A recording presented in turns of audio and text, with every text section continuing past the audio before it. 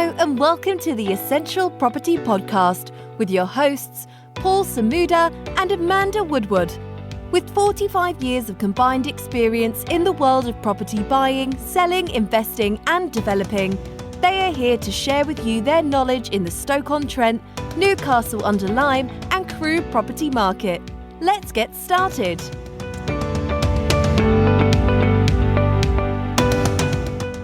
Welcome to a new episode of the Essential Property Podcast. Our aim is to discuss all property-related matters within Stoke-on-Trent, Newcastle-under-Lyme, and Crewe areas of the country. The podcast is directed at investors, landlords, agents, or anyone thinking of investing in residential or commercial real estate within any of those areas. My name's Paul Samuda. I am pleased to have with me today Mr. Avi Singh of the Stoke Property Shop. Avi, welcome. Thank you, Paul. Glad to be here. Good. Now, I've known you for about 7 or 8 years, and the Stoke Property Shop managed my first ever buy-to-let investment in Stoke-on-Trent, a little 2 up, 2 down in Beresford Street in Shelton. You managed that very, very well for that period of time. And then, in actual fact, went on to sell it for me a number of years later at a very attractive price, I have to say. So, thank you very much again for that great service. You're welcome. So, Avi, tell us a little bit about you and how you got into the lettings business or the property business and why Stoke-on-Trent? Sure, Paul. No problem at all. So currently Stoke Property Shop in itself has been in existence for approximately 15 years now. Prior to that, since leaving education, I went to work for Barclays in the field of PC banking. And that was based in Coventry. And I worked there for 4 years. And I got a good background of finances and loans and borrowing and IT literacy. That went really well for me. From there, I moved on to Vodafone, well-known company, and that was based in Birmingham on Broad Street. So I was stationed there for about 6 years in their offices on Broad Street, where they made the decision, a cost-effective decision, to move the offices, which consists of somewhat a couple of hundred employees, to Stoke-on-Trent. That's where Stoke-on-Trent sort of came on the map for myself. And they asked me if I wanted to go on that journey with them, and I said yes. So they set up the new offices in Stoke-on-Trent, and that's how I started getting involved in the property market, realizing the prices were attractive. And I attended the auctions, which I'm sure you're familiar with as well. Yeah. And that's where our Stoke-on-Trent journey started. I took the decision with the Vodafone to take voluntary redundancy, which was still an option for me because they realized coming from Birmingham, etc., wasn't for everyone. It was a bit of a commute. I made the decision to take the voluntary redundancy and spend that money on investing in a property portfolio. That portfolio in itself became of size and scale and a full-time job for me. From there, we sort of started networking with other investors and other landlords. And it sort of spiraled from there, where there was a need in that area for an agent to specialize in the student market to start with. And that's exactly what we did. And that sort of led to what is now classed as our one-stop shop for refurbishments, lettings, and sales. In a nutshell, in brief, that's the journey. Brilliant. I mean, so many people from out of town move to Stoke and are attracted by its initial property prices, and the business just mushrooms. I mean, just on that point, obviously, we've gone through a year of turmoil. I think property has been probably slightly less affected than other sectors like retail. But how has business been over the last year? Challenging is probably the word. We're touching on them in sort of segments, if you like. Sales is doing well. The applicable incentives that the government has applied at the moment in that regard is assisting with matters. So sales, to be fair, has not really changed much. That's still strong and going well. The lettings market, however, with regards to where, if we segment that as well to professional, non-professional lets, and then we'll leave the student lets on the side for a moment. Professionals and non-professional lets, again, it's doing well. Once individuals realized that the property market was still open and those that needed to move can still move and can still view properties, that in itself also was still very promising and still remains strong. Unfortunately, the student market hasn't fared as well which was expected to a degree because, as we all know, student courses now, especially for Staffordshire University, all went online. While the vast majority went online, there was only limited face-to-face interaction on a certain percentage of courses. Let's say those bums that we already had on seats, those students that were already in bedrooms and in houses with us, the majority of them decided to stay on in their paid accommodation and study from those properties and do remote learning. There was obviously a percentage of them that couldn't really do that and needed to return back home to the family home, so to speak. And that was slightly challenging, where there's two sides to those scenarios. There's the student side where they're clearly not able to go into the university, which is their whole purpose of actually being there in the first place, in areas particularly like Shelton, Stoke-on-Trent. And then you have the landlords who have contracts in place via Stoke Property Shop for tenants to be in situ. So, it's a difficult situation. But that small percentage of tenants and those landlords affected by those decisions, staff had to negotiate where possible to reach an amicable solution, whereas that was like a rent holiday or some sort of void period there. And that was challenging. And I think it's been in the press, promoted in the press in terms of some of the challenges that students have been through. And, they're young. This is, the most important part of their life. And they've been asked to be stuck indoors. Okay, but you said the other side, the professional side, has performed fairly well. So would you say, or let me ask you a question, what's your takeaway from this? Obviously, we're not totally out of lockdown just yet, but given the year that we've been through as a property agent, a letting agent, very experienced, what's your takeaway from all this? What can you learn from this? We've got to adapt. Can't take nothing for granted. No one saw this coming. We've had to change some of our policies and our guidelines. We've had to take on the guidelines with regards to viewings, make sure everyone's protected, make sure staff are protected, make sure clients are protected as well. I think that's it, really. We can't take anything for granted. And flexibility is also another key word. In normal times, when a tenant makes certain decisions based around a short-hold tenancy agreement, they might have otherwise, outside of a pandemic, be handled slightly differently. Yeah. But in this scenario, compassion, flexibility, and understanding is required. And this is where we've grown as an agency, where we've learned. Obviously, no one's been through this before. No other agent has experienced anything like this before. So this is a learning curve for us, certainly. And we take away from that, those key elements that we've just described.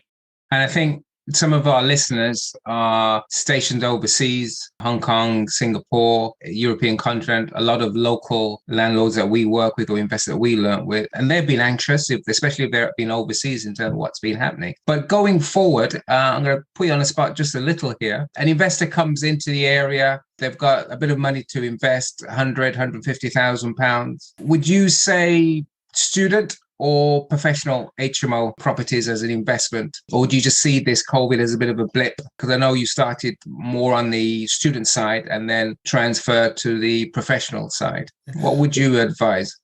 Yeah, well, we cater for both, Paul. We cater for the professional side, the non-professional side, and we when we say non-professional side, we refer to local housing allowance tenants and families, etc.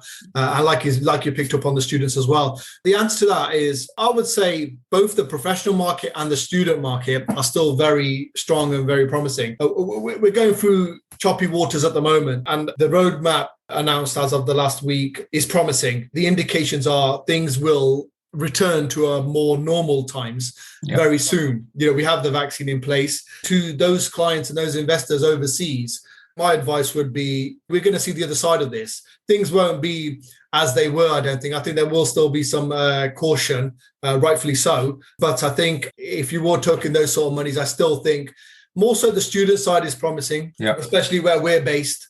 I'm going to be slightly biased in that regard, of course, but Staffordshire University is clearly investing. They're clearly investing. We have the latest addition to their portfolio of buildings, the Catalyst building. That's 40 million being spent there right now. That's under construction as we speak. Work has not stopped there. Right. That's directly opposite our offices, and they need to get students in place for that. I believe student numbers are going to grow. I think students are going to want to come out of this and be back at university, back with their friends, back to face-to-face learning. That's looking promising. Again, the professional side, that's faring well as well. But the answer to your question would be, I would still steer towards the student market in that regard. Especially with anything up to about 100,000, I would say, that can be spent on a property within Shelton, and a landlord could get great yields from that. And just with regard to, you mentioned that the university is expanding their footprint footprint in terms of facilities and accommodation, presumably. There's always been this tussle between the sort of smaller private landlord providing houses to students versus, if I call them, the institutional landlord, whether that's the actual university or whether it's a pension fund of the building. Have you seen any evolution of that over the last few years where maybe the smaller private investors being crowded out by some of these larger developments done by the university or from third-party institutions? The institutional landlords in scale and size have grown. I don't believe the university at this stage have major plans for student accommodation of their own to grow much more than it already is at present. Other locations like Coventry University, they've just virtually that's a different market altogether, where blocks are popping up all over the city centre. The university and other institutional landlords like pensions or like funds are going towards those sort of investments. But in Stoke-on-Trent and in Shelton specifically, that's not really happening. I still feel that some of those institutional landlords with those buildings, the feedback we get from students, some of that offering is dated. Okay. Some of it could do with updating. They also suggest that some of them are not based within the immediate area of the university and not close to those local amenities, that the students crave. That they want to have that active area, they want to be where the buzz is, and they want to be as close as possible to the university. So this is what I feel, in answer to your question, that a landlord, whether they're going to have one property on their portfolio as a buy-to-let or as a well-seasoned landlord, much like yourself, has an extensive portfolio, would still fare better because they have that control. They have those predominantly terrace properties on the doorstep of the university in those areas with good local amenities close to the university again, and they could create a good offering, a very nicely refurbished property where students will want to step away from the halls, will want to step away from that block living in flats and apartments where there's shared facilities. They want to have their independence. And, my own experience in Stoke, we've had some renters during the midst of the pandemic that overseas students weren't able to get home. They'd finished their course and literally they were not able to get home. And that must be pretty scary for parents in different parts of the world. Do you have a view going forward in terms of the overseas intake? Do you think that will bounce back, or do you think they've been scared off because of what has happened? I don't think they'll be scared off long term. I think they're certainly going to be more cautious because you're absolutely right. There was international students that got, for the want of a better phrase, stuck, whereas they couldn't return back. They were safe, relatively safe in their accommodation. Certain measures had been taken by private sector landlords like ourselves, also the university, which is great to hear. However, I appreciate the uncertainty, the being away from family at what is still a pandemic. So there are concerns there. I think it will be slow for those international students to gain the confidence and have that certainty to come back as quick. But we are already getting inquiries, however, albeit later than we normally would. Normally about December, January, inquiries start flooding into staff, but they are coming back in slowly but surely. Okay. I would suggest to those listeners that have youngsters that are thinking about heading towards the UK that, we're hoping the roadmap that the government has set out is going to have a brighter future and is going to be safer for everyone. Yeah, absolutely. I think the government for sure are doing a phenomenal job on the vaccine rollout, and the results are getting better and better every day. So may that continue. Just to change track slightly, you're a little bit unusual as a property agent in as much as you do refurbishments and project management. So if someone comes to the area, finds the property, needs to upgrade it, then you'll handle that side of as well. How did that start? What was your reasoning to include that in the offering? When we started this podcast, right at the beginning, we covered the refurbishment aspect. That's always been our bread and butter. And we've always tried to hang on to that side of things because unfortunately, like you said, we also covered earlier, a lot of the investors aren't from the area. They come into the area. They don't necessarily find those builders or those contacts immediately that we tend to have. We feel like we have got good contacts there and we've got a team in-house that are able to turn around a property. The advice is there anyway, because they will need the guidance on what and how to present a product back to us. So to enable us to do our lettings job thereafter. So you're absolutely right. We are slightly unusual where we do offer project management to a degree as well. We have scaled that back somewhat. Now, currently, we have about 6 properties that are under full renovation as we speak at the moment, some of which our own team are doing and some of which we've contracted out in a project management capacity. But it has been scaled back, basically because we're focusing more on our lettings and estate agency side of the business, which my wife, Nav, she spearheads at the moment. We've always done well in that regard, to be frank. There are some of our clients that have been with us from day one and are still with us, and they want that service from us. There's an element of trust. We're not going anywhere. They know where to find us. So they know where our offices are based. They know we're going to give them a good product because we've got a proven track record with them. And they know the end result would be happy tenants in comfortable living, and the landlords getting good yields off the back of that. So yes, we for now have maintained the refurbishment aspect of the business, and we will probably continue to do so for now. I think we've both seen examples of pretty terrible refurbs. And we're wondering, what was the investor or the landlord thinking? We just can't take that on. And it's great to see. I mean, I've seen the work and I've referred people to you. It's great to know there's a firm out there that you could depend on and is effectively vertically integrated. They can handle the lettings on the back end, which is also a bit of an incentive to do a great job on the refurb. In the last podcast, number one things or mistakes that new investors make is not do their due diligence on the builders that they work with. And you and I have both seen horror stories of that. So that's great that you're still continuing in that particular area. Sort of, again, stepping back a little bit, I mean, over the last 3 or 4 years, landlords have been a bit of a whipping boy for the government. Dare I say, we've had tax changes, we've had HMO changes in legislation, we've had tenant fee bans. Now we're in the midst of evictions. We're financing all the rent arrears. Now, some landlords listening to this or some prospective landlords listening to this are thinking, blimey, do I really want to get into this? What would you say to those landlords? Obviously, most landlords have stuck it out. Some landlords are lucky enough to have paid off their mortgage, so the change in the tax treatment of interest hasn't affected them. But broadly speaking, going forward, would you still be investing in property in this current environment in the Stoke and Newcastle area, or? In a word, yes, I would, and I still encourage clients and investors to do so. Now, just to cover what you've just discussed there, it's all true. Unfortunately, quite frankly, our industry over the last couple of years has had more legislative changes than ever before. And, let's be frank, more are yet to follow. But if you're a good landlord and you want to do things properly, then you shouldn't be concerned about those changes too much. Yes, it might affect the bottom line to some degree, but when you can still, collect, I'll give you an example. We have landlords that collect in excess of £900, that's a reserved figure, for what is classed as a 2-up, 2-down property, a 2/3 bedrooms, so the downstairs will be the third bedroom, they still collect in excess of £990 a month. You wouldn't be looking at that in other locations. Yes, you'll have to refurbish the property, but there's still a healthy return coming in there. Now, just touching on the evictions ban, unfortunately, what it is, unfortunately, you're right. The landlords are being used as a scapegoat to some extent, and they're having to borne some of those costs with sitting tenants.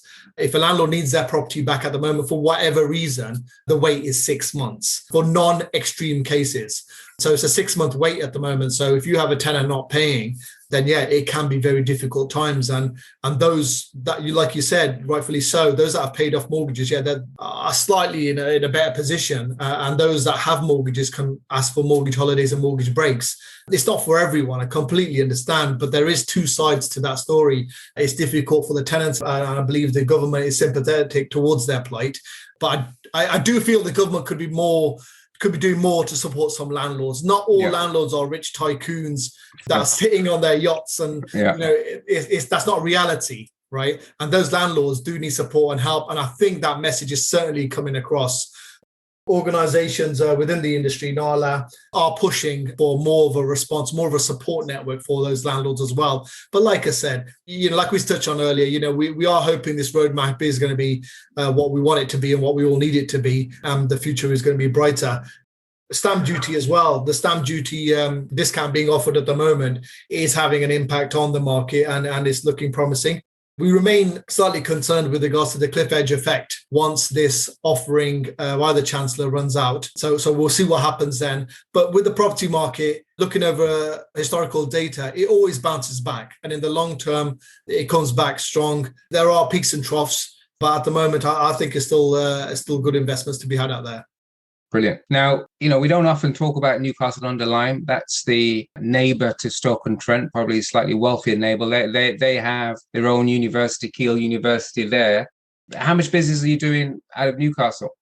Not as much, because obviously being located where we are, literally opposite Staffordshire University, that's predominantly, with our student side of the business, that's predominantly where our custom comes from. Newcastle, Keele, there is I would say probably 5% of our work is with Keele students. And you're right, we could arguably say that Newcastle, with regards to the property market, is slightly more affluence there. Keele University is probably, in some regard, a more well-regarded university in some statistics, some would say. So it's a mixed bag. And yes, there's probably not as much investments that could be done in Newcastle as opposed to what's happening currently in Stoke-on-Trent and Shelton. So yes, I do agree with that. But predominantly with our business, it is more based around the Staffordshire University students. Okay. And inquiries were strong up until obviously the pandemic. So we'll see how this year pans out with sign-ups. And in terms of the council, how have the council been? You said earlier on that you do some sort of benefits type business. People are on housing allowance. Working with Stoke Council, working with their departments, how does that work? Is that going well? The question, which was in regards to what councils want for property agents, that's an amazing question. I'm still trying to work that one out. Historically, various council employees bestowed emphasis on improving relations on the ground. That's not only with agents, but with landlords as well. Historically, decision makers weren't really, bringing those ideas to fruition. And that wasn't really happening. And I'm talking in relation to planning officers, housing enforcement officers, and emergency housing officers. But yeah, things have improved. We do have great contacts at the council we can seek advice from. They also call us on occasions when they need support with certain vulnerable individuals. We'll always do our best where possible in that regard. Bond scheme offerings as well, where tenants don't have deposits. So yeah, communications and links with the council are certainly stronger than they ever were before. And what I would also like to add is now, for landlords specifically, the long-running North Staffordshire Landlord Accreditation Scheme, which I'm sure you're well aware of, led by Keita Lowe, she's the Landlord Development Officer, is certainly a step in the right direction. And I would encourage any of your investors or landlords to sign up for their services. Great training services, great advice. And it's just great to be a member with all the additional benefits that come with that. And that's directly with the council, of course. So relations are a lot better than they were before. That's good to hear, even more so because I actually sit on that committee with Keita. So Keita's going to be very happy that she does a good job, and she does an excellent job. She does. And there are a lot of seminars and now sort of webinars, Zoom webinars for landlords out there. Brilliant. So just to wrap up, I think 2 quick questions. Pre-COVID, there was talk of getting rid of Section 21, which is sort of the no blame eviction. Any view on that? Do you think it will happen? Is it a certainty? Yeah, the Section 21 no reason eviction, I believe the government will phase it out. Now, again, there's arguments on both sides here. I think landlords would prefer, the majority of landlords from what I know would prefer to stay. In most opinions, a landlord should be entitled to his property back within a reasonable timescale. But the fact that the bone of contention here is the no reason eviction. And unfortunately, some landlords are possibly using the Section 21 for reasons they shouldn't really be using them for. We could give examples where you could probably use, in cases where a tenant is possibly asking for too much maintenance to be done. If the maintenance is warranted, then it should be done. But if some landlords are going to use that against a tenant or as a threat measure, they're not using it for the right purposes. Sure. So I do believe that, I do have a suspicion that the government will phase that out. However, the Section 8 and other section notices remain in place, and they can be used for the right reasons. But that's my predictions on that. Let's look at this in a broader sense. The government and the local councils do appreciate that it causes a strain. They feel an unnecessary strain on the housing market, the local council housing market, and their resources. So that might be another reason that they might drop the Section 21 notice. We'll see what happens. Indeed. Now, you were fairly positive, sort of post-COVID, and with the rollout of the vaccine. You're very positive on new investment coming into to Stoke and Trent, and the student market that will bounce back, professional market doing well. So that's good news. Very pleased to hear that. Any words of caution for new investors looking to come into the area? I think talk to people, talk to companies like yours, Paul. You and Amanda do a great job. Speak to individuals like Keita Low on the accreditation scheme. Speak to as many people as possible. You'll be able to vouch for this. That when you started and then when we started 15 years ago, I don't feel there was that many avenues for us to explore and guidance and support. And this is what we want to offer now. We want to, and I'm sure you'll reminisce with this, is that we don't want others making the same mistakes that we made. And we made mistakes. And that in itself is a learning curve. It's a very important learning curve. Absolutely. I listened to your episode 1 as well, and you mentioned Beresford Street, and I was like, I remember that property. Believe it or not, it's 10 years in August when we talked about that property, and I remember we put 3 Chinese students in the property. They were very happy. They were very happy with your work, and I remember we had conversations back then about builders and stuff like that. Yeah. But now, in answer to your question, is I would say to those landlords and those would-be investors out there that are thinking about Stoke-on-Trent or Newcastle or Crewe, for that matter, just speak to people. Just speak to people who are in the industry, who are working in the industry, sharing best practices, and let's aim for right first time, but do your due diligence. Great words of wisdom. How can people contact you if they want to pop in, call you, get a bit of advice? No problem at all. So just to add, anyone mentioned this podcast or affiliation with Essential Property Options will receive preferential support and support options and services, and even just a chat. No problem at all. So we're 130 Boughey Road. That's Shelton, Stoke-on-Trent, St4 2BB. You can reach us on email, which is info@stokepropertyshop.com. Our website, www.stokepropertyshop.com. Give us a call, 01782 747472. Otherwise, LinkedIn, Stoke Property Shop, or NavCaur, spelled NAVKAUR. And that's the best ways to get in touch with us. I tell you what, we might be worth doing, just spelling Boughey Road. Yeah, that's a good one. We get that all the time. We've heard Bogey Road. We've heard it all. Yeah. So it's BOUGHEY. So it's 130 Boughey Road. Fantastic. Avi, a pleasure. Good to see you. Looking very, very well. Long may business continue. And I'm sure the student market will bounce back, as you've said. Absolutely. We'll keep in touch. And thanks for that words of wisdom. Thank you, Paul. It's been great. Thank you. We hope you enjoyed today's episode, and if so, please hit subscribe and share with those who you think would enjoy it too. To get in touch with Paul and Amanda directly, please visit their website www.essentialpropertyoptions.co.uk for more information. We look forward to sharing with you on the next episode.